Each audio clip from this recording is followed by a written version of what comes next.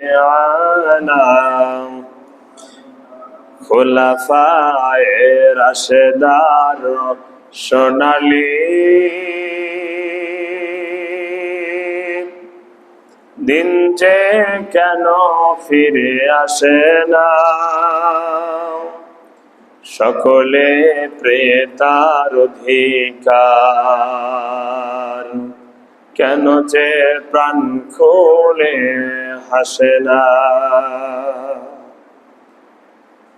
চারিদিকে শুনি শুধু হাহাকার,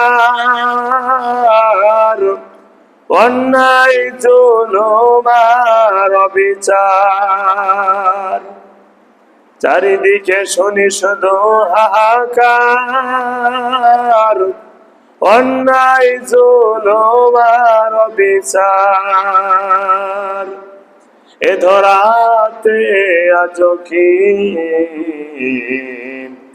ওমরের মতো কেউ হবে না, খোলাফায়ে রাশেদার সোনালী দিন যে কেন ফিরে আসে না, সকলে প্রেতার অধিকার, কেন যে প্রাণ খুলে হাসে না। আল্লাহুম্মা সাল্লি আলা সাইয়্যিদিনা মাওলানা মুহাম্মদ ওয়া আলা আলি সাইয়্যিদিনা শফিআনা। জিকির করি লা ইলাহা ইল্লাল্লাহ, লা ইলাহা ইল্লাল্লাহ, লা ইলাহা ইল্লাল্লাহ, লা ইলাহা ইল্লাল্লাহ, লা ইলাহা সুবহানাল্লাহ ওয়ালহামদুলিল্লাহ, লা ইলাহা ইল্লাল্লাহ, সুবহানাল্লাহ ওয়ালহামদুলিল্লাহ, লা ইলাহা। পাখির গানে গানে ঢেউয়ের তানে তানে, পাখির গানে গানে ঢেউয়ের তানে তানে, ওই নামেরই সুর শোনা যায়, ওই নামেরই সুর শোনা যায়, হলে পাগল পারা। লা ইলাহা ইল্লাল্লাহ, সবাই লা ইলাহা ইল্লাল্লাহ, লা ইলাহা লা ইলাহা ইল্লাল্লাহ মুহাম্মাদুর রাসূলুল্লাহ সাল্লাল্লাহু আলাইহি ওয়াসাল্লাম। আউযু বিল্লাহি মিনাশ শাইতানির রাজীম। বিসমিল্লাহির রাহমানির রাহিম। فاختلف الأحزاب من بينهم وويل للذين كفروا من مشهد يوم عظيم أسمع بهم وأبصر يوم يأتوننا لكن الظالمون اليوم في ضلال مبين وأنذرهم يوم الحسرة إذ قضي الأمر وهم في غفلة وهم لا يؤمنون إنا نحن نرث الأرض ومن عليها وإلينا يرجعون صدق الله المولانا العظيم وصدق رسوله النبي الكريم ونحن على ذلك من الشاهدين والشاكرين والحمد لله رب العالمين الحمد لله الحمد لله وكفى وسلام على عباده الذين اصطفى সকলে মিলে আল্লাহ তাআলার দরবারে শুকরিয়া আদায় করি যে আল্লাহ পাক রব্বুল আলামিন বরকতপূর্ণ সময় মাগরিবের নামাজ আদায়ের পর মাগরিবের মতো অন্যতম একটি গুরুত্বপূর্ণ নামাজ আমরা জামাতের সঙ্গে আদায়ের পরে ওয়েদার যদিও খারাপ তারপরেও আল্লাহ পাক রব্বুল আলামিনের শ্রেষ্ঠ কিতাব থেকে কিছু কথা বলবার জন্য শুনবার জন্য যে আল্লাহ পাক রব্বুল আলামিন হাঁটি হাঁটি পা পা করে ঘরে না রেখে মসজিদ ঘরের মধ্যে কবুল করেছেন, এতে আপনারা খুশি না বেজার? আপনারা মসজিদে আসতে পেরে সবাই খুশি না? সবাই খুশি। বেজার একজন, তিনি হলেন শয়তান। আমরা শয়তানকে বেজার করেই আমরা সে আল্লাহর খুশির প্রশংসা আদায়টুকু করতে চাই। খুশি হয়ে একটু আওয়াজ দিয়ে আমরা সে রব্বে কারিমের শুকরিয়া আদায় করি, সকলেই বলি আলহামদুলিল্লাহ। খুশি হলে মানুষের আওয়াজ বেশি হয়। 2026 সালে বিশ্বকাপ ফুটবল খেলা শুরু হচ্ছে নাকি কন? 14 সালে ফুটবল খেলা হচ্ছে। এমতো অবস্থায় দেখা যাচ্ছে ফাইনালে গেছে জার্মানি আর আর্জেন্টিনা। এমতো অবস্থায় রাত গভীরে খেলা হচ্ছে। এক মুহূর্তে দেখা গেল যে বিশাল আওয়াজ, হই হুল্লা চিল্লা পাল্লা, কিন্তু কিছুক্ষণের মধ্যে সে আওয়াজ থেমে গেল। বলা হলো যে কেন কিছুক্ষণ 2 মিনিট 1 মিনিট আগে যে আওয়াজ শুনলাম চিল্লা পাল্লা, আওয়াজ থেমে গেল কারণ বলছে গোল হয়েছিল ঠিকই, অফসাইড। গোল কি? অফসাইড। অফসাইডের গোলে যদি এরকম চিল্লা পাল্লা হতে পারে, এত আওয়াজ হয়, তাহলে তারা খুশি হয়ে ওই আওয়াজগুলি দেয়।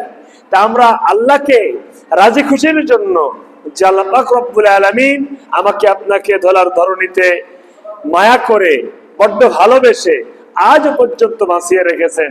তিনি রাখতে পারতেন আমাকে আপনাকে হাসপাতালের বেডে, রাখতে পারতেন তিনি তার মায়া করে তার বাড়িতে নিয়ে যেতেন, নাকি বলেন? পারতেন না? পারতেন। কবর পথের পথযাত্রী আমাকে আপনাকে বানাইতে 1-2 সেকেন্ডেরও টাইম লাগে না, নাকি কন? এত সংকীর্ণ সময় আমাকে আপনাকে এই বালিশ ছাড়া সহাইতে পারে, নাকি কন? দুনিয়ার বুকের যত ক্ষমতা বাহাদুরি আমার আপনারা যাই থাকুক না কেন, আমার আল্লাহর ক্ষমতার কাছে কোনো কিছুই না। কথা কন ঠিক কিনা?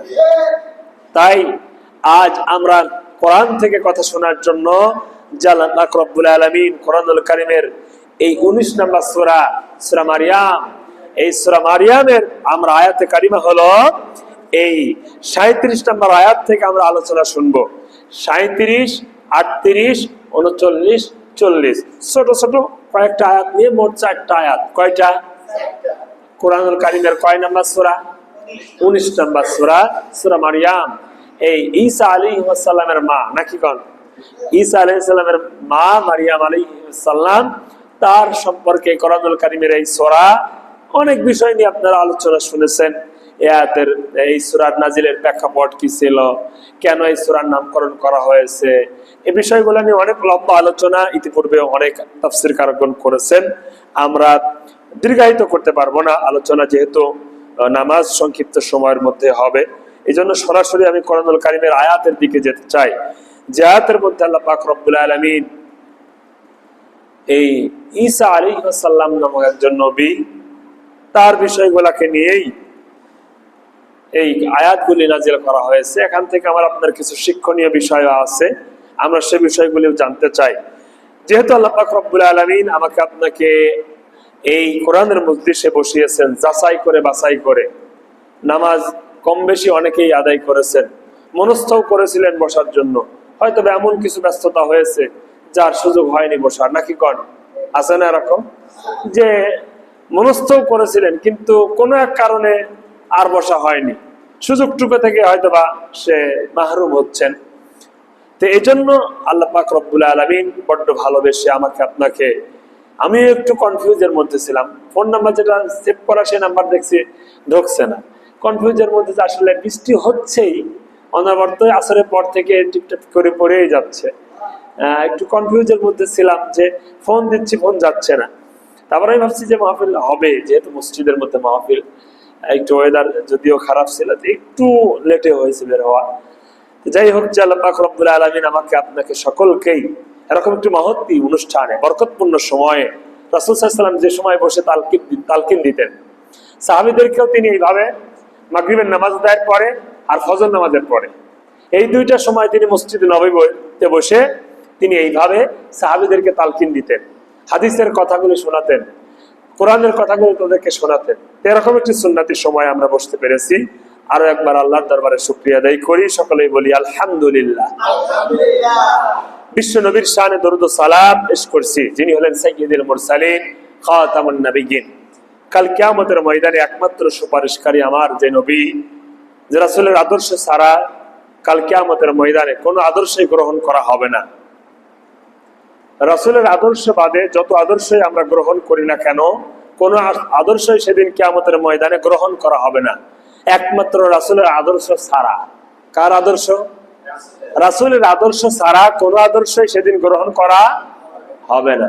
এখন আমার আপনার আদর্শ যদি লেনিন, কার্ল মার্কস, এরকম আরো অনেক বড় বড় দার্শনিক আছে, রাজনীতিবিদ আছে, রাষ্ট্রবিজ্ঞানের ভাষায় এরকম অনেক বিজ্ঞানী রয়েছে, ওরকম মানুষের যদি আদর্শ যদি আমার আপনার জীবন যাপন হয়, ওই জীবনের সঙ্গে যদি আমি আপনি আমার জীবন চলে, তাহলে কালকে আমাদের ময়দানে ওই আদর্শগুলি ব্যান্ড হবে, পরিত্যক্ত হবে, ওই আদর্শগুলি সামনে আনা হবে না, একমাত্র রাসূলের আদর্শ ছাড়া। কথা কি ক্লিয়ার? একমাত্র রাসূলের আদর্শ ছাড়া যত মতবাদ, যত আদর্শ দুনিয়ায় বাস্তবায়ন করার জন্য মানুষ চেষ্টা চালাবে বা বাস্তবায়ন করবে, কোনটাই কিয়ামতের ময়দানে আল্লাহর দরবারে গ্রহণযোগ্যতা পাবে না, গ্রহণযোগ্য হবে না। যে রাসূল সাল্লাল্লাহু আলাইহি ওয়াসাল্লাম তিনি যখনই তার মনস্তাত্ত্বিক ভাবে তিনি যেটাকে হা বলেছেন, আল্লাহ তাআলা কুরআনুল কারীমে সেটা ফরজে আইন বলে বা হা বলেই সম্বোধন করেছেন, সুবহানাল্লাহ বলেন। যেটাকে তিনি নিষেধ করেছেন, আল্লাহ পাক রব্বুল আলামিন সেই বিষয়টাকে নিষিদ্ধের সঙ্গেই সেটাকে ব্যান করার ব্যবস্থা করেছেন, সুবহানাল্লাহ বলেন।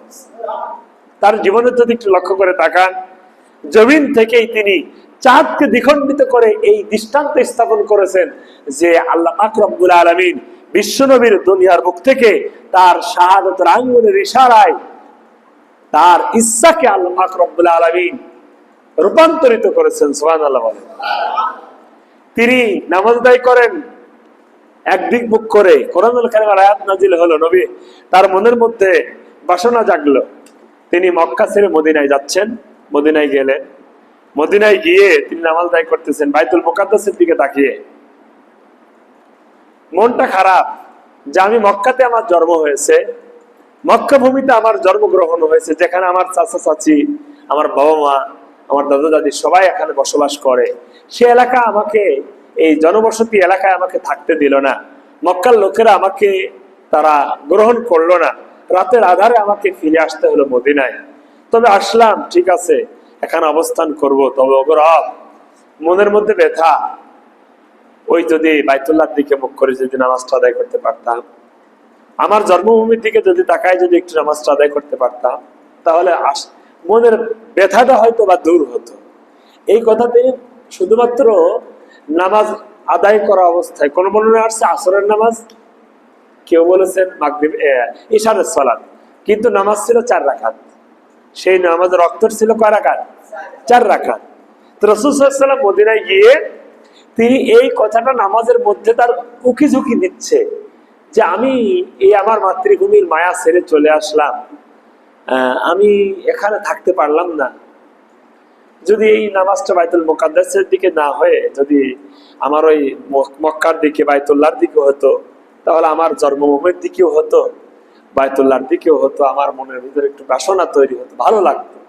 এই কথাটা শুধুমাত্র তিনি মনের মধ্যে এইটা আনতে দেরি আল্লাহ পাক রব্বুল আলামিন কোরআনুল কারীমে আয়াত নাযিল করে বিশ্ব নবীকে জানিয়ে দিলেন, নবী হে, আপনি যে 2 রাকাত নামাজ হয়েছে, বাকি 2 রাকাত নামাজ আপনি বাইতুল্লাহর দিকে মুখ করে পড়েন, সুবহানাল্লাহ। তাহলে কি বোঝা যায়? তিনি ইচ্ছা যেটা করেছেন, যেটাকে পছন্দ করেছেন, সেটাকে আল্লাহ পাক রব্বুল আলামিন হালাল করেছেন, জায়েজ করেছেন। যেটাকে তার কাছে অপছন্দনীয় হয়েছে সেটাকে আল্লাহর পক্ষ থেকেও হারাম ঘোষণা করা হয়েছে, অপছন্দনীয় করা হয়েছে। সুবহানাল্লাহ। তো সেই রাসূলের প্রতি আমরা বাংলার এক প্রান্ত থেকে